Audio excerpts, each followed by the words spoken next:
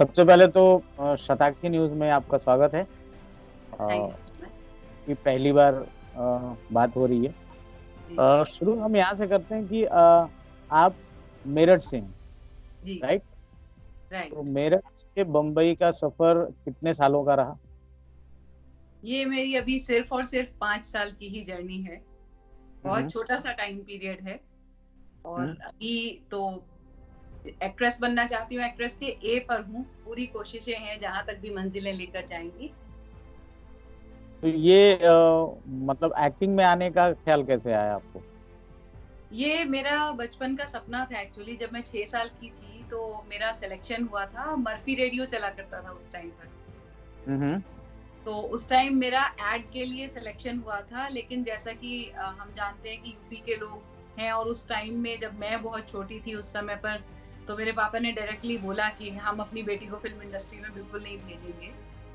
हम्म। तो सपना था बचपन से एक्ट्रेस बनने का, लेकिन वो पूरा नहीं हो पाया। पापा ने एक बार मना कर दिया, और मैं हमेशा से एक ओबीडियंट चाइल्ड थी। जी। तो मैंने दोबारा कभी पूछा भी नहीं पापा से। तो फिर दोबारा एजुकेशन। दोबारा ये जर्नी कैसे शुरू हुई? जी। एजुकेशन कंप्लीट की, अपने हस्बैंड के बिजनेस में सपोर्ट करती रही। उसके बाद 2 बेटे हुए, और फिर हम्म। बच्चे बड़े हो गए। तो फिर डिस्कशन हुआ कि भाई क्या जिंदगी में बनना चाहती थी, क्या करना चाहती थी। तो जस्ट मैंने शेयर किया कि मैं एक्टिंग में जाना चाहती हूँ, लेकिन मेरी फैमिली ने मना कर दिया था, इसलिए नहीं जा पाई। इसलिए हम्म। फिर पीसीएम ग्रुप से अपनी स्टडी कंप्लीट की। तो उसके बाद से मेरे हस्बैंड ने मुझे सपोर्ट किया, और उन्होंने ही सारे ऑडिशंस और सबके लिए मुझे मुंबई लेकर गए कि आप ऑडिशन दो, अगर आपके अंदर टैलेंट है तो कोई बात नहीं, एक्ट्रेस बनने के लिए कोई अभी उम्र खत्म नहीं हो गई, अभी भी आप एक्टिंग में जा सकते हाँ। तो उसके लिए कोई खास प्रिपरेशन किया आपने? हो। एक्चुअली मेरी सारी preparation in front of camera ही हुई है, लेकिन मैं अच्छा। यूपी लेवल पर और दिल्ली लेवल पर मॉडलिंग में बहुत एक्टिव थी शुरू से ही। यहाँ हम्म। पर जितने इवेंट्स होते थे, जैसे 2015 में मैंने ब्राइट फेस यूपी विन किया। और हम्म। हिंदुस्तान न्यूज़पेपर हमारे यहाँ पर एक रिनाउंड न्यूज़पेपर है, उसमें मैंने मिसेस करवा चौथ 2016 विन किया।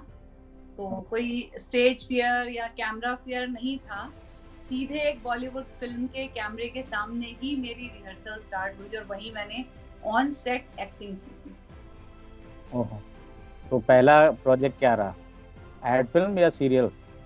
सबसे पहली मेरी फिल्म थी साको 363, हम्म। 2016 में, 15 में सॉरी। तब मैं हम्म। मुंबई गई भी नहीं थी, मेरठ में ही थी। और हम्म। उस फिल्म के लिए मुझे कॉल आया था मेरे मॉडलिंग के वीडियो को देखकर, कि हमारी फिल्म में आपके लिए एक कैरेक्टर है, और वो भी हम्म। पैरेलल लीड के लिए है, और मेन लीड उसमें स्नेहा उलाल कर रही थी। तो हम्म। वो मेरी पहली फिल्म थी। उसे उसमें मैंने बहुत कुछ सीखा। 1 मंथ का मेरा शूट शेड्यूल था, उससे सब कुछ सीखा। लेकिन बैड लक की वही फिल्म रिलीज नहीं हुई, बाकी रिलीज हो गई। तो थिएटर वगैरह भी साथ साथ कर रही हैं या सिर्फ कैमरे के सामने ही काम चल रहा है? नहीं, थिएटर मैं नहीं करती हूँ। मैं TV shows, TVC, films, web series, in front of camera. क्या आपने अपना एक यूट्यूब चैनल रखा है मेरठ से मुंबई? जी। इसके पीछे क्या आपकी मंशा रही या क्या सोचा आपने? मैं ये कहना चाहती हूँ कि जब मैं मुंबई गई थी तो मुझे बहुत सारी प्रॉब्लम्स फेस करनी पड़ी थी।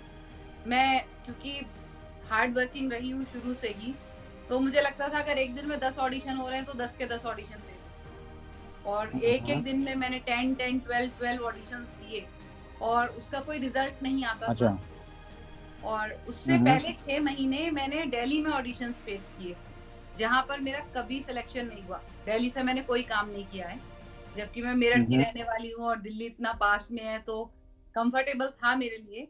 पूरे 6 महीने हम्म। मैंने दिल्ली में बहुत सारे ऑडिशन दिए, लेकिन बाद में बहुत लंबे समय के बाद पता चलता था कि वो फेक ऑडिशंस थे। हम्म। तो यूट्यूब चैनल के थ्रू मैं ये बताना चाहती हूँ कि अगर कोई भी एक कोई भी बच्चा या कोई भी बड़ा अगर एक्टिंग में जाना चाहता है, तो उसका क्या रास्ता है, क्या तरीका है, और मुंबई जाने से पहले उसको कौन कौन सी तैयारी करके घर से निकलना चाहिए। तो ये हम्म। मतलब मेरे लिए ऐसा है कि अगर मैंने कुछ सीखा जिंदगी में तो मैं सबके साथ में शेयर करूं, और मेरे अनुभव से अगर कोई और सीख कर प्रिपेयर्ड होकर जाएगा तो वो बहुत अच्छा कर पाएगा कम समय में। इसलिए मैंने यूट्यूब चैनल बनाया। तो उस पे आप अपना इंफॉर्मेशन देती रहती हैं, अपने एक्सपीरियंस को शेयर करती रहती हैं। जी, मेरे जो और इस जर्नी के एक्सपीरियंसेस हैं वो मैं शेयर करती रहती आपके अब तक के करियर का जो पहला शायद रहा वो रिस्कनामा, हूँ। जी, वो क्या था? रिस्कनामा वाज अ बॉलीवुड फिल्म और 2019 में वो रिलीज हुई फिल्म, और हम्म, उसमें मैंने मेन लीड प्ले किया है, सरपंच का कैरेक्टर प्ले किया। फिल्म ने अच्छा किया बिजनेस पॉइंट ऑफ व्यू से, लेकिन हिट नहीं हुई, तो अभी एक हिट फिल्म का इंतजार है, पता नहीं क्या कौन सी। कैरेक्टर था? क्या कैरेक्टर था आपका? गांव की सरपंच का। जी, तो मतलब ये पहली फिल्म रही जिसने आपको स्टैब्लिश किया?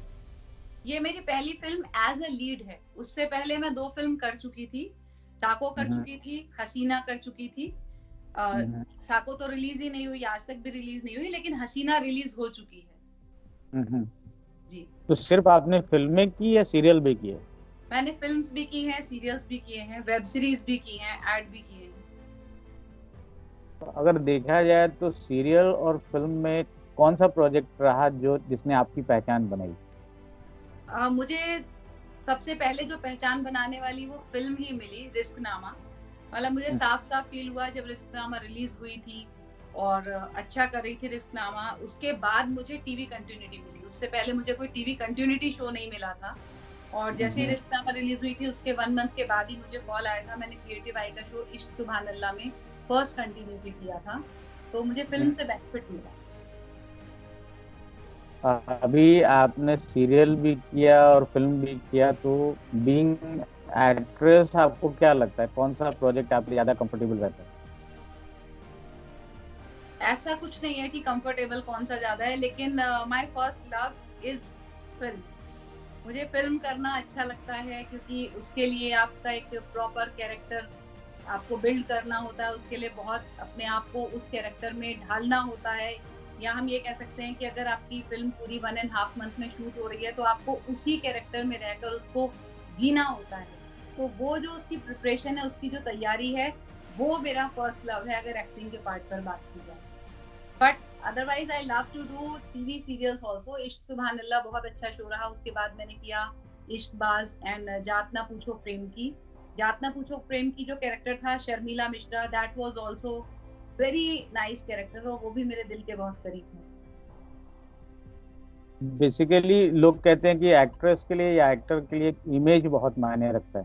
जी, तो आपने कभी उस बारे में सोचा कि आपकी इमेज या किसी पर्टिकुलर कैरेक्टर को लेकर के आप आगे बढ़ें? मैं उस कैरेक्टर को लेकर ही मुंबई तक गई थी, और मैं आपके साथ एक छोटा सा एक्सपीरियंस शेयर करती हूँ। जब मैं अपने डायरेक्टर विक्की रानावत सर से मिलने के लिए गई थी हसीना फिल्म को लेकर, मेरी पहली फिल्म को लेकर, तो मेरे एज ग्रुप में उनकी फ़िल्म में कोई कैरेक्टर नहीं था। तो उन्होंने पूछा कि आप किस तरह के कैरेक्टर करना चाहती हैं? तो मैंने बोला कि मैं मदर कैरेक्टर प्ले करना चाहूँगी अगर आपकी फ़िल्म में है तो। तो उन्होंने मुझसे सीधा क्वेश्चन किया कि आप अपनी पहली फ़िल्म के लिए मुझसे मिल रहे हो, मीटिंग कर रहे हो और मदर कैरेक्टर की बात कर रहे हो, तो क्यों अभी से मदर कैरेक्टर क्यों डिसाइड किया आपने? मदर कैरेक्टर करने के लिए तो पूरी लाइफ़ बाकी है। तो मैंने उन्हें यही बोला था कि मैं मेरठ से आई ही ये सोचकर हूँ, जैसे रीमा लागू जी थी, वो हर बड़े सुपरस्टार की मदर बनी हम्म, फ़िल्म हम्म, में। तो ऐसे हम्म, ही मुझे जो अपना लगता है जो मैं बेस्ट प्ले कर सकती हूँ, मैं इमोशनल कैरेक्टर्स में बेस्ट कर सकती हूँ। तो इसलिए मुझे मदर कैरेक्टर में एस्टैब्लिश होना है, और मेरा ड्रीम रोल जो है वो भी बाहुबली फ़िल्म में जो मदर प्ले किया था, शिवगामी हम्म, देवी, वो मेरा ड्रीम रोल है। मतलब हम्म। ड्रीम रोल भी मदर कैरेक्टर ही है। तो I love to act being mother. नहीं, नॉर्मली ऐसा होता है कि एक एक्टर को एक अपने ट्रेंड सेट करके चलने पड़ते हैं। या अभी मदर की अगर आप बात कीजिए तो मदर बहुत सारी मदर हैं, स्टार मदर हैं। या उस वे में स्ट्रगल करने की बजाय अगर जी, आपने उससे अलग कुछ सोचा, जी, या यूं कहिए कि रूपा राय तो बहुत है, शशिकला कोई नहीं है, जी। तो आपको नहीं लगता है कि वहाँ स्ट्रगल भी कम है और आपके एक्टिंग कैलिबर को ज्यादा एक्सपोजर मिलता है? अ, ऐसा मुझे कुछ ये नहीं लगता कि सिर्फ नेगेटिव कैरेक्टर करूँगी तो ज़्यादा होगा। जहाँ तक स्टार मदर की बात है, तो अभी तक जितना वर्क मैंने किया है इन 5 इयर्स में से, सच कहूँ तो मुंबई में मैं शायद 3 साल ही रही हूँ, और जिस तरह से माँ मुंबा देवी की मुझ पर कृपा हुई है, मैं मदर कैरेक्टर करने के लिए गई थी। तो मेरी फ़िल्म चाहे आप हसीना देखिए या रिश्तनामा एज़ अ लीड मैंने की है जिसमें सरपंच की भूमिका निभाई है। उसमें अपने देवर को वो मदर की तरह ही हैंडल कर रही है। और हुँ। आगे जो मेरे शोज़ हैं इश्क सुभान अल्लाह, इश्कबाज़ और जात ना पूछो प्रेम की, सब में मुझे मदर कैरेक्टर करने के लिए मिले हैं। हालाँकि जात ना पूछो प्रेम की में मेरा कैरेक्टर नेगेटिव था। Besides being a mother, negative character था, लेकिन था वो मदर कैरेक्टर। तो इस बात से मैं घबराती नहीं हूँ, मुझे अगर हार्ड वर्क करना पड़ेगा तो मैं करूँगी, लेकिन I love to play emotional character. और मुझे लगता है कि कला वही अच्छे से हम प्रेज़ेंट कर सकते हैं जो हमारे अंदर से आती फ़िल्म इंडस्ट्री और अपने घर, है। जी। दोनों को कैसे बैलेंस करते हैं? अम, देखिए मेरी फैमिली बहुत कोऑपरेटिव है, तो हम लोगों ने अपना शेड्यूल डिसाइड किया हुआ है।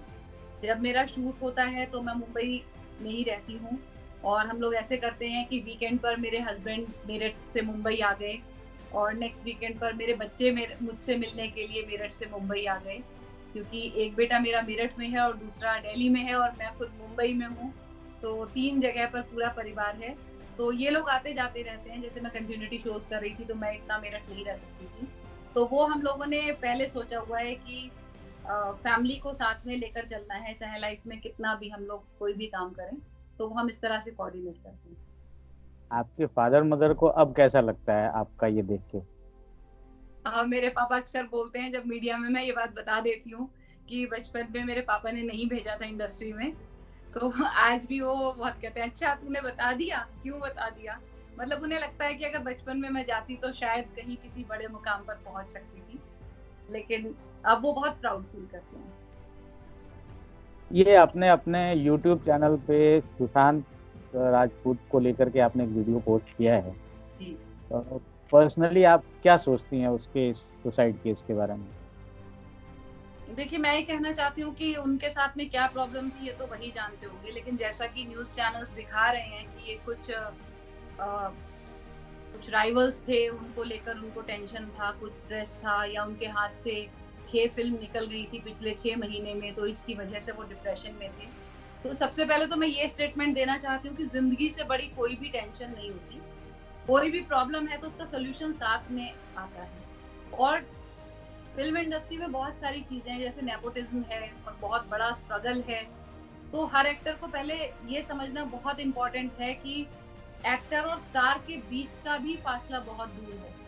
तो जबकि सुशांत जी के साथ में तो कोई फाइनेंशियल प्रॉब्लम नहीं रही होगी, इतनी हिट फ़िल्म्स लगातार वो कर रहे थे, and besides being an outsider उन्होंने इतना अच्छा मुकाम इतने कम समय में हासिल कर लिया था, that was very motivating for everyone. तो मुझे यही लगता है कि इंसान को अकेले नहीं होना चाहिए। अगर कोई प्रॉब्लम है तो उसके पास फैमिली है, फ्रेंड्स हैं, उनसे टाइम टाइम पर बात करते रहें तो शायद डिप्रेशन हो ही ना। कंगना रनावत जी का एक वीडियो अभी फ़ेसबुक पे वायरल हुआ है कि उनका कहना है कि ये जो 4-5 बड़े ख़ेमे हैं, जी। उनकी वजह से सुशांत जी ने ये कदम उठाया। वहाँ वो अकेले पड़ गए। जी। तो आपको क्या लगता है कि ग्रुप बनाना यहाँ ज़रूरी है या कैसे ये आदमी सर्वाइव कैसे करेगा? मुझे लगता है कि एक लॉबी जब सेट हो जाती है, जैसे जिन 4-5 लॉबीज़ की बात हो रही है पर्टिकुलरली, तो ऐसा है कि लॉबी बनी हुई है फ़िल्म इंडस्ट्री में, और वहाँ तक छू पाने के लिए शायद बहुत स्ट्रगल करनी पड़ती है।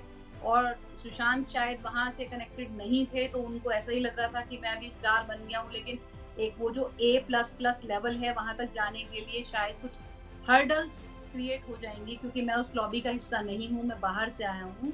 मैं उनकी बात से एग्री करती हूँ, क्योंकि ये जो लॉबी वाला सिस्टम है, ये है, वास्तव में। तो आप इस लॉबी के बारे में कुछ कहना चाहेंगे उससे बचने का या उसके उसकी तोड़ के बारे में कुछ आइडिया आपके दिमाग में है? मैं ये कहना चाहती हूँ कि देखिए, हर प्रोफ़ेशन में, चाहे वो फ़िल्म इंडस्ट्री हो या कोई भी प्रोफ़ेशन है, हर जगह कुछ पॉज़िटिव, कुछ नेगेटिव तो होता ही है। अब बात अगर हम उस लॉबी की कर रहे हैं, तो ये भी सही है, और ये भी सही है कि जैसे रणवीर सिंह हैं, उन्होंने अपने आप आकर इंडस्ट्री में अपना एक मुकाम हासिल किया है, या नवाज़ुद्दीन सिद्दीकी हैं, या इरफ़ान खान हैं, जो लोग बिल्कुल आउटसाइडर थे, उन्होंने भी अपना एक मुकाम हासिल किया है। तो अगर मेहनत करते रहेंगे और पब्लिक का प्यार मिलता रहेगा, अच्छा हम लोग एक्ट करते रहेंगे, अपने वर्क पर फोकस करते रहेंगे, तो फिर ऐसा शायद नहीं होगा कि कोई एक अलग लॉबी है और उसके थ्रू एक्टर्स को काम ना मिले। एक ना एक दिन तो उन्हें इस चीज़ को एक्सेप्ट करना ही पड़ेगा। लॉकडाउन के इस समय में जहाँ पे फुर्सत थी, जी। इसका सही इस्तेमाल आपकी नज़र में कैसे हुआ? ये आप कह रहे हैं कि फुर्सत थी, लेकिन मेरे लिए ये लॉकडाउन वाला जो टाइम है, ये टफेस्ट टाइम रहा है। मतलब डैम बिज़ी, मैं अपनी ज़िंदगी में इतना बिज़ी कभी नहीं रही हूँ। क्योंकि लॉकडाउन होते ही एक तो हम लोग कुक को और हेल्पिंग हैंड्स को नहीं बुला सकते थे घर में। तो पूरी अपनी तक अभी तक की लाइफ में मैंने पहली बार एक हाउसवाइफ का रोल भी प्ले किया। मुझे समझ में आया कि घर के काम कैसे होते हैं, क्योंकि शुरू से किसी न किसी प्रोफेशन में थी, तो कभी घर का कुछ काम किया ही नहीं। तो मैंने खाना बनाना सीखा इसमें ब्रेकफास्ट, लंच, डिनर एंड घर के सारे काम किए। उसके अलावा क्योंकि ऑनलाइन ऑडिशंस चल रहे हैं, तो वो ऑडिशंस भी दिए। और मैं सोशल मीडिया पर काफ़ी एक्टिव रहती हूँ, कोशिश करती हूँ कि अगर मेरी बातों से कोई मोटिवेट हो सकता है तो मैं वो करूँ। मैंने अपने लाइव सेशंस कंडक्ट किए बीच-बीच में और यूट्यूब चैनल स्टार्ट किया। लाइव सेशंस से ही मुझे मोटिवेशन मिला कि लोगों को मेरी बातें पसंद आ रही हैं, वास्तव में वो सीखना चाहते हैं, विलिंग हैं सीखने के लिए। तो उसी से मोटिवेट होकर मैंने अपना यूट्यूब चैनल बनाया और दोनों बेटे भी साथ में हैं, तो उनको भी गाइड किया कि आगे लाइफ में किस तरह से क्या स्ट्रगल्स होती हैं, कैसे मेंटेन करना है।